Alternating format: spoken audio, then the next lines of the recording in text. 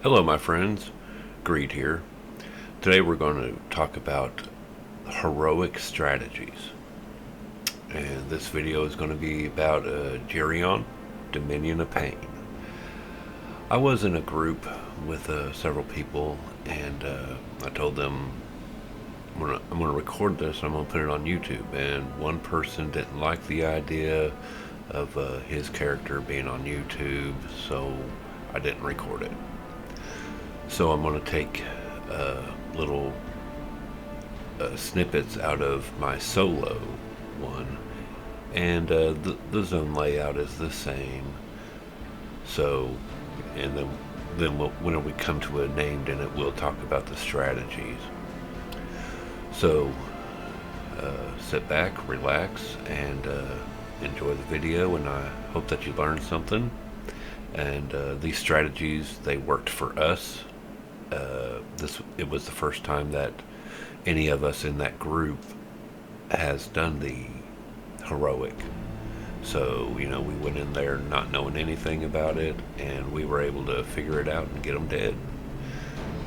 So, as I might not play the video, I just might take little snapshots of names and little strategies on what to do, and then talk about the detriments that they throw on you, and then the buffs that they have on themselves. That's probably what we'll do. So, well, let's just get started. Alright, so the first one is Sir Randal. Sir Randal, he is up on a hook, and as you can see from the screenshot, he's just hanging there. So, he's got 4 buffs on him, and he won't take any damage. And if he does take damage, then he is immediately healed back up. So now what we're going to do is you're either going to run over to the right side or to the left side. Doesn't matter which one. And you're going to run up to some glowing ball type things. And whenever you mouse over them, you're going to get a pair of hands praying, like clasped together like they're praying. You're going to click on those, and then a mob is going to spawn in a couple seconds afterwards. And you have to do this 4 times. After the 4th, then you'll be teleported up to where Sir Randal is, and then you'll be able to deal damage to him. Now, what we didn't understand was there was only 2 of us who clicked on the hands. And then whenever we got teleported up there, there was only 2 of us up there, while the rest of the group was down below. The healers and a mage and a scout was down below, and myself and the conjurer was up on top. And myself and the conjurer was the only one who clicked the glowing orbs. So maybe 4 people in your group need to click them. It really wasn't an issue, because the ones who was down at the bottom was more or less just the support people, the 2 healers, a power feed, and kind of a buffer. So it wasn't that big of a deal just to have 2 of us up there. But if your group is more of a strong DPS class with many DPSers in it, then you'd probably want your tank and your main DPSers to be the 4 people to click on it, and maybe then 4 people will be up there. But for us, it was only 2.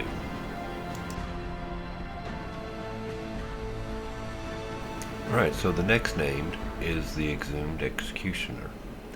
This is actually a pretty simple fight.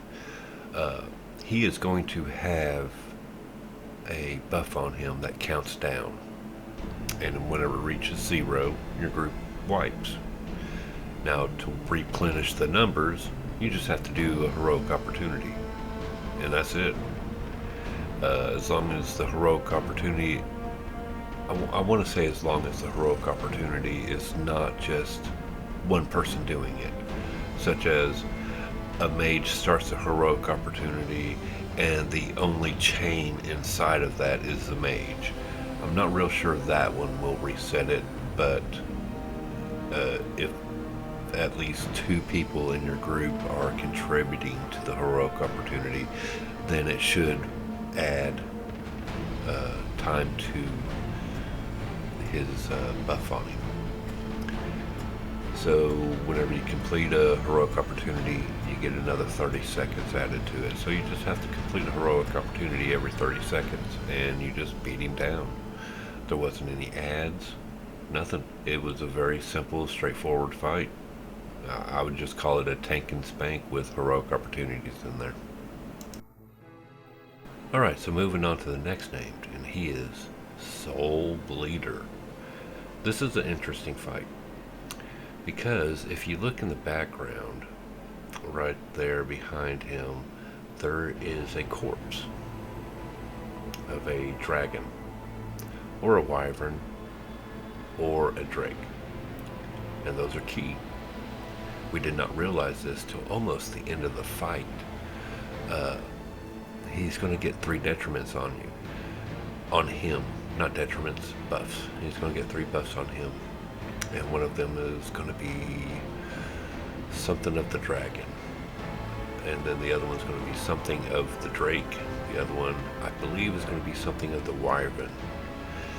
So, there are 3 dragonoid type pools. Well, there's 3 pools back there, and each one of them has a dragonoid type creature on it.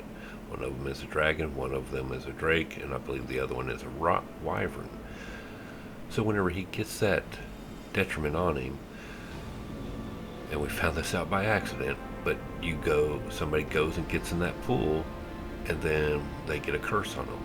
Cure the curse off of the player, and then the buff disappears off of him. It's very simple. But like I said, we did not figure this out till the end of the fight, whenever I accidentally got knocked back into the dragon pool, and then I got the curse on me. It was cured off of him, and then somebody said, hey, one of those buffs on him disappeared. And after that, it was a very straightforward fight. Very simple, very easy. We thought about just resetting and going back in, but we decided to finish out doing the rest of all the heroic zones, and we did not go back in there yet. Alright, so here we are with the 4th named, and his name is Dominator Zerada. Very, very simple fight. He's the most basic tank and spank that I've seen. He does do a barrage, and that's about it. There was no tricks to it. It's just very straightforward, tank and spank, and you're done. It's super easy fight. And that's really all I got to say about that one. Alright, we've made it to the last named in Dominion of Pain, and his name is Raynax. He is not a straightforward fight. You have to do HOs, which that's a given for the way that the last couple of expansions have gone. But the key thing is whenever he's going to pick somebody, and he's going to put a cage around them. That person cannot leave that cage. If they leave the cage, they die. So if you get the cage around you, just stand there until it goes away. I do not believe it can be cured, so you just have to stand there.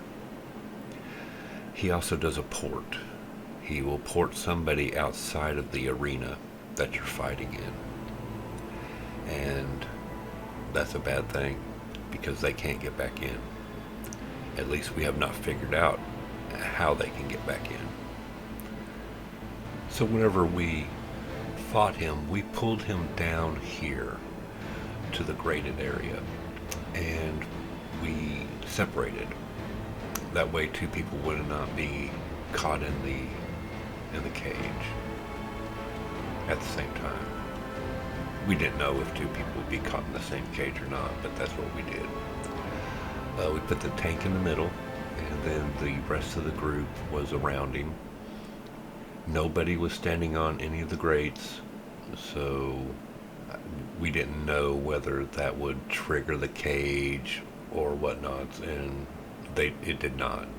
Maybe you can stand on the grates, maybe you can't. Don't know. We didn't try. And whenever you're ported out, you can no longer see the target. Now, if you are a class that has a pet, your pet will still be in there and will still be fighting. But if you get ported out, I do not believe that the healers can heal you from if they are inside and you are outside. I don't think the healers can get you. Luckily, the people who got ported out was a support mage and a healer. So the healer was able to keep them alive, and then we also had a healer inside. So it was pretty easy after we figured out the strat. We died several times trying to figure out what was going on. So that's it for Dominion of Pain. I hope this was informational for you, and I hope you enjoyed it. Thank you for watching.